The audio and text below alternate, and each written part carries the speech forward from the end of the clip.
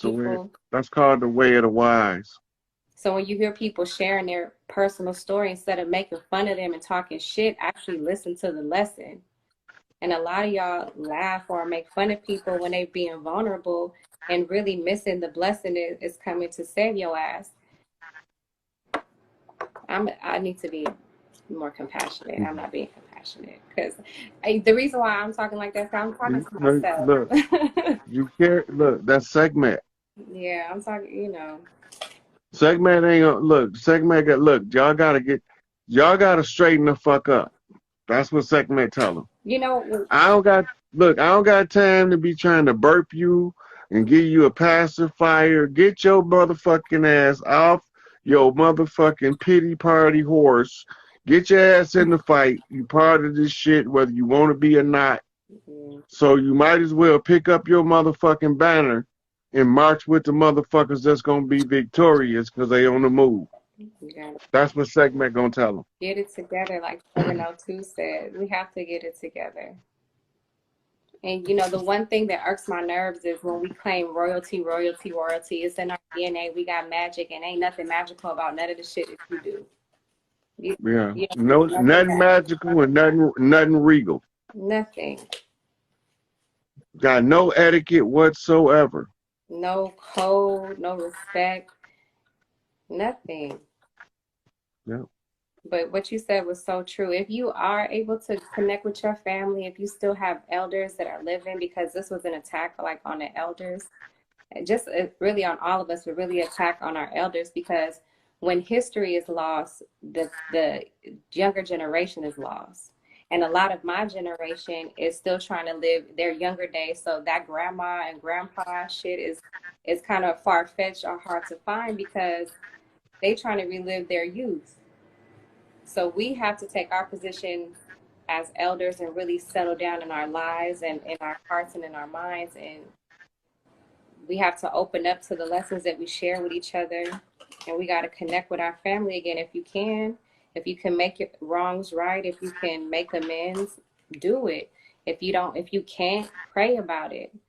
Ask for forgiveness. Ask to be led to figure out how to change and how to elevate and how to be the best you possible.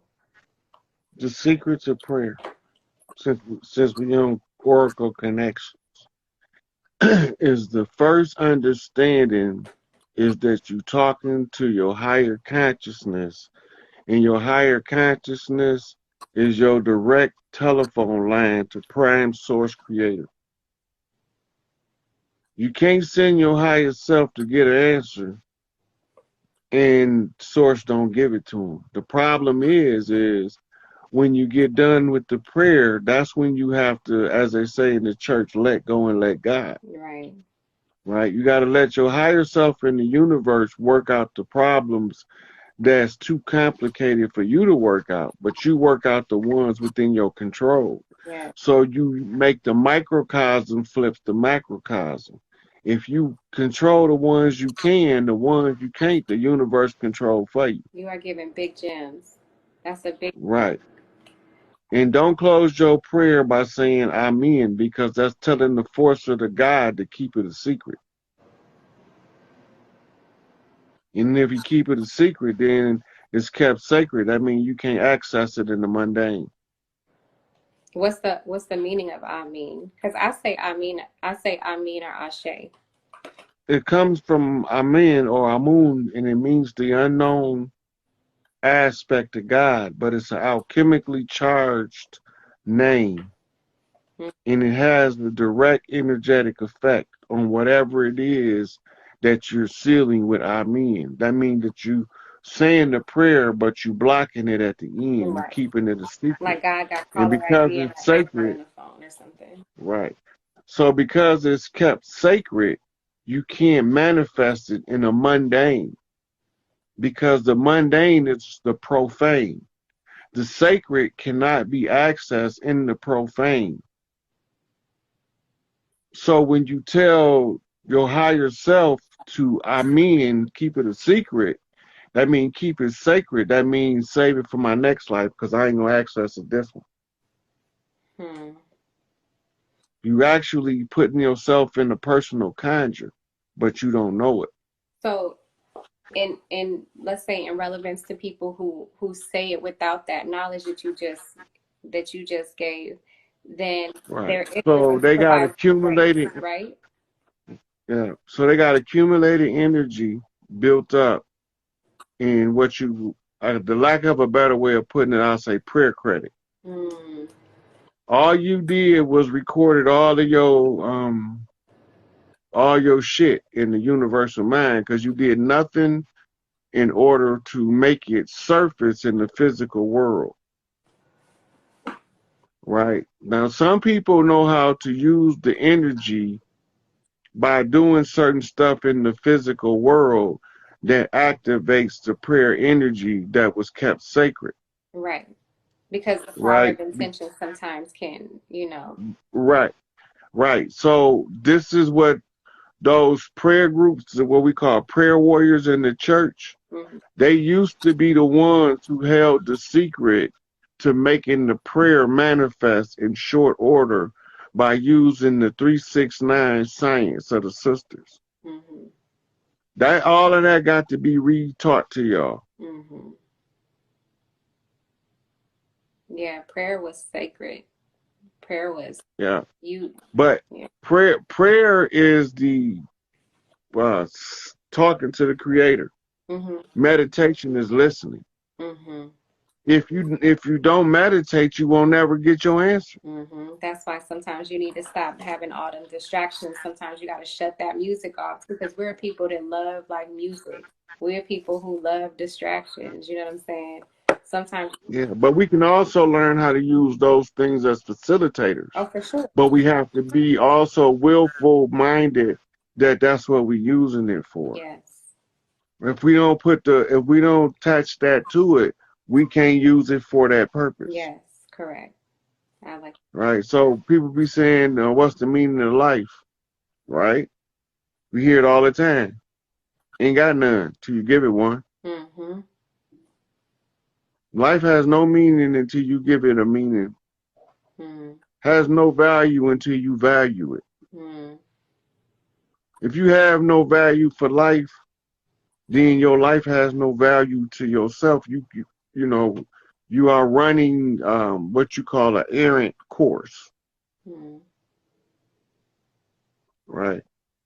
So the best thing to do is to always keep in mind to follow the golden rule. If you don't want nobody to mistreat you, don't mistreat nobody. Each one teach one. We all gonna reach some. Love thy neighbor like you thy love thyself. Yeah. Don't love your enemy though. No. But you better damn well respect that motherfucker, or he gonna run roughshod over you. Yeah. That's what it should have said. Respect your enemy, not love that motherfucker. Respect it enough to keep your head on a swivel. Yeah, because once you respect them, that means that you got enough understanding to know the danger that it is to fuck with this particular enemy, and for you to overcome that enemy, it requires you to have a certain level of insight that supersedes what they're capable of doing to overthrow you. But by you being respectful of their position and their power, now you put yourself into the position like Aikido to deflect it and use their energy against them as opposed to allowing them to use it to subjugate you. Right? In this particular case, the sister's taking a ball and going home, gonna shut this bitch down, but it's gonna happen in waves. It's already started, so it's just a matter of when. Right. Yeah. That's a fact. All right, I'm about to wrap this one up. I'm getting tired now. I'm ready to lay my butt down. Yes. Well, have a great rest. Thank you for having me on here. Yeah, thank you for coming on. You taught me so much. You're always sharing so much. So I thank God for continuously protecting you and blessing you and giving you provision and all of the good things. So until we speak again. I think you're trying to make me blush. No, I'm giving homage and paying respect. All right. Yeah, that's gonna make me blush. Oh, you are red Indian. You got red tone. All right. Yeah, I'm ready red for real. Right. Yeah. All right, sweetie. I'm gonna talk back to y'all later. I'm about to exit out of this one. Okay. So just wanted to cash some receipts, go over a little understanding of tuning in the tarot or the oracle read in order to fine tune that shit. Now I'm getting a little exhausted because Big Mama had me doing physical labor, which I'll be doing some more tomorrow. But it got to be done in order to get where we're trying to go. So it is what it is, but it was what it was, and now it's gonna be what it's gonna be. So peace out, everybody. Unity, fam. Right there. See it? Okay, let's start there. Let's start there. All right. Yeah, scope application, section 1. The American Declaration on the Rights of Indigenous People applies to the indigenous people of the Americas. That's us. Right there. Right? What number 2 say? Self-identification as indigenous people will be a fundamental criteria for determining to whom this declaration applies. States shall respect the right to such self-identification as indigenous, whether individually or collectively, in keeping with the practices and institutions of each indigenous people. That part right there is telling you that you have to self-identify. See, the first thing it says, self-identification. That means that you identify yourself as an indigenous people and that you are the one responsible for stating your status, right? And the states shall respect the right to such self-identification as indigenous, whether it's an individual or a group, individually or collectively, in keeping with the practices and institutions of each indigenous people. That means that some tribes are slightly different in cultural expression of the same culture. One tribe might barbecue turkey for the chief, but another one might slaughter a bison. Right? But whichever one it is, we know what the culture is saying. All right.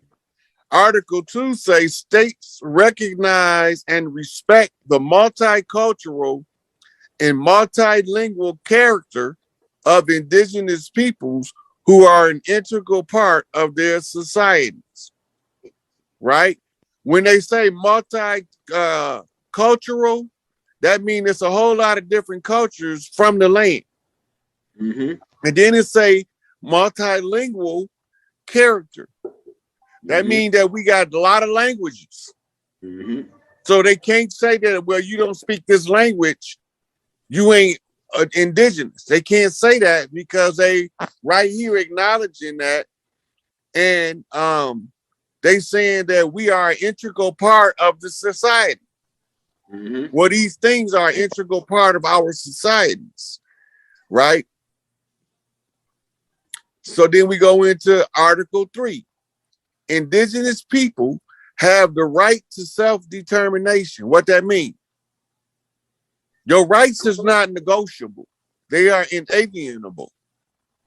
So self-determination is you got the right to determine which one of the chiefs you following, if you following the one in your direct bloodline descent, or if you following the one from your tribal clan descent.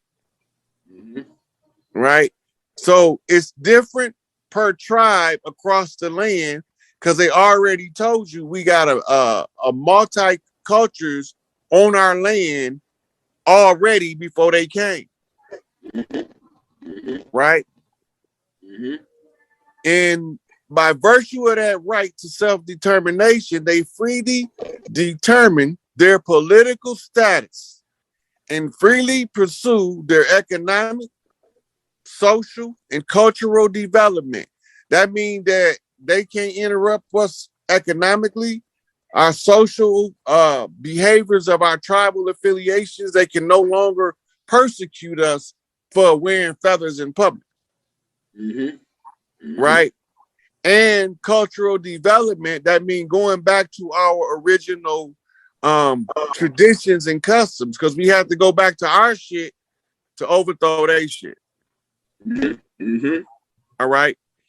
Nothing in this declaration may be interpreted as implying for any state, people, group, or persons any right to engage in any activity or to perform any act contrary to the character of the Organization of American States or of the Charter of the United Nations, or construed as authorizing or encouraging any action which would dismember or impair, totally or in part, the territorial integrity and political unity of sovereign and independent states. What that mean?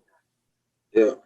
That means that Article 4 of this declaration says that the United Nations can't interfere in our business, nor any other individual states that's under the Charter, Organization of American States, or the Charter of the United Nations.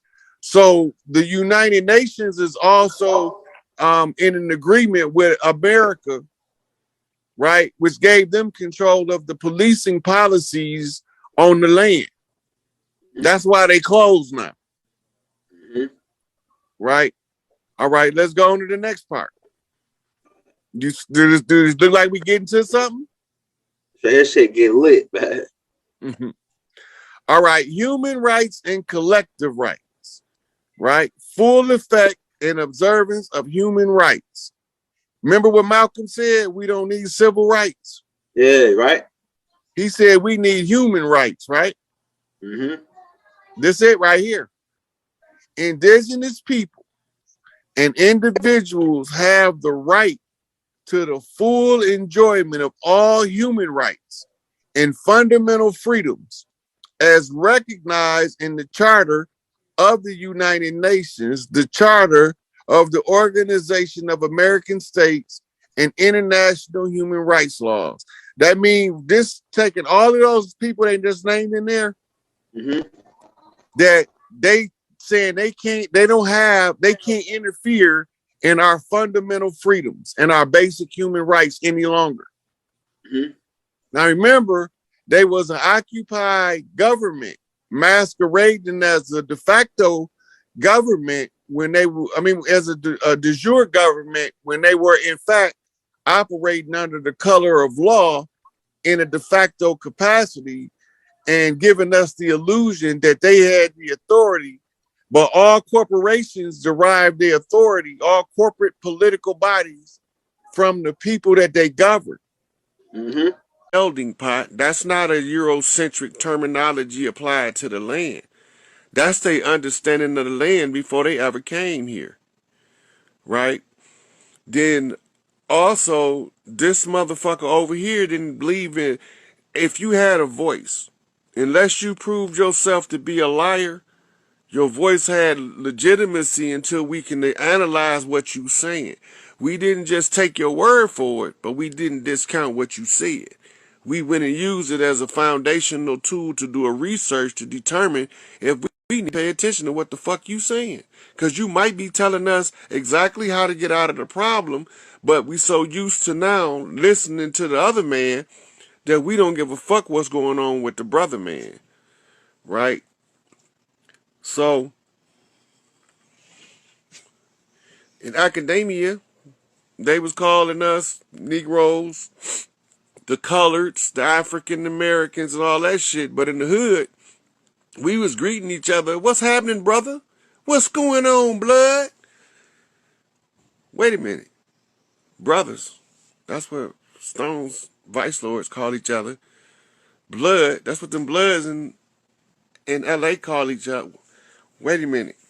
We've been knowing who we was the whole time and been calling ourselves who we were without even knowing we was identifying ourselves to one another in the presence of everybody, and they made fun of us and called it blaxploitation. Pay attention to the exaggeration, because the exaggeration is the thing that says pay attention. And if you pay attention to the exaggeration, you'll find a whole revelation of a nation that's been percolating under the bottom the whole time. Talking in ghetto code, did it eat that, as motherfucking Gil Scott would say. Right? So the parents got a language. The children got a language. They don't always speak the same language, but the children normally know what the parents is talking about. Right? All them wow. Words of wisdom. Wow.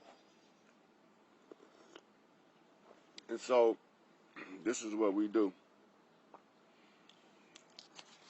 I look at all of the conflicts in history, and I noticed that there's a lot of different causes for conflict, but there's a better cause for peace.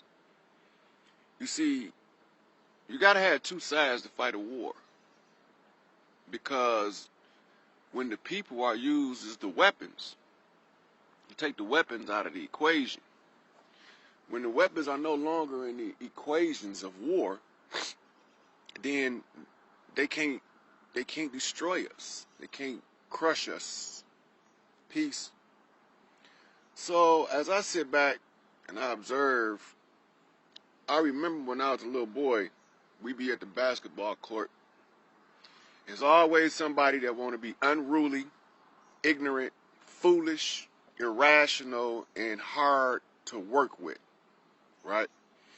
So when we played basketball, what we would do is we take our ball and go. Take our ball and we would go home. This had a kind of odd effect that I noticed. Be a whole bunch of trash talk, but within short order, if a ball don't show up, everybody go home. They go on their separate ways. You know, you got some stragglers that sit around and stay where they at. Don't want to make no moves. They just want to stay stagnant, but that's fine. They still can't play ball. They can stay at the park on the basketball court, but they can't play ball without a basketball. And those who own the basketball is aware of this. They know this. But if the person who owned the